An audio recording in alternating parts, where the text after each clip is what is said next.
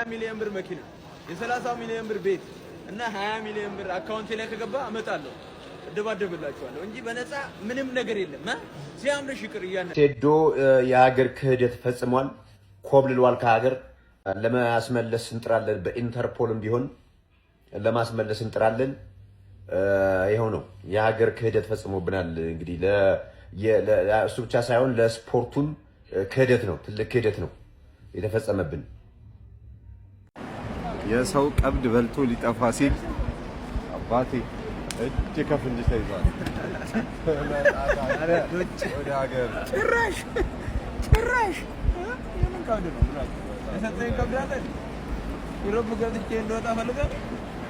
ያው ላንቺ ቪዛ አመቻችልሻለሁ፣ አብረን እንሄዳለን። ቱርክን ላስጎብኛችሁ፣ ቱርክን በደንብ አውሮፓን በደንብ ላስጎብኛችሁ። የተቃጠላችሁ ሰዎች አላችሁ እና በነፃ ስንት ሚሊዮን ዶላር እየጠበቀኝ ነው። ለማንኛውም እስኪ ቱርክ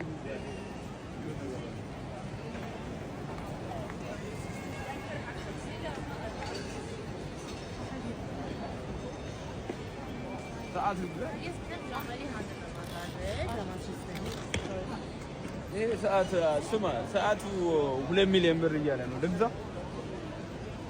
እኔ እኮ በጭንቅላት የምጠቀም ሰው ነኝ። ሻከር እኮ ነኝ። ይቅርብኝ ና ተው እባክህ። እዛ ሌላ ሽቶ እገዛለሁ። ሽቶ እዛ ጋር እዛች በቃ እባክህ። ምንድን ነው የቀን ቅኝት አደረገ? ወይኔ ፈታ እያለ ነው ቱርክን እንግዲህ አማ ፋይተር ያ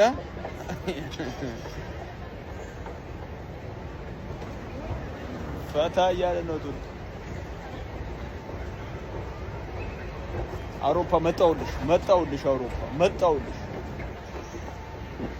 አበሻ አምልጫለሁ። የምን ውድድር ነው? ውድድር በነፃ ላይ ያለባለሁ ወይ ማለት ነው። በነፃ አረ ሲያምርሽ ይቅር። ጌችና የኢትዮጵያ ሲያምራችሁ ይቅር። በነፃ ልታለባለሁ ያለው በቃ ሴዶ ችግር የለውም። አልሰብርህም። ኖርማል ፋይት ብቻ በስትራይኪንግ ብቻ እናደርገዋለን። አልሰብርህም። ተመለስ ወደ ሀገር ወንድሜ።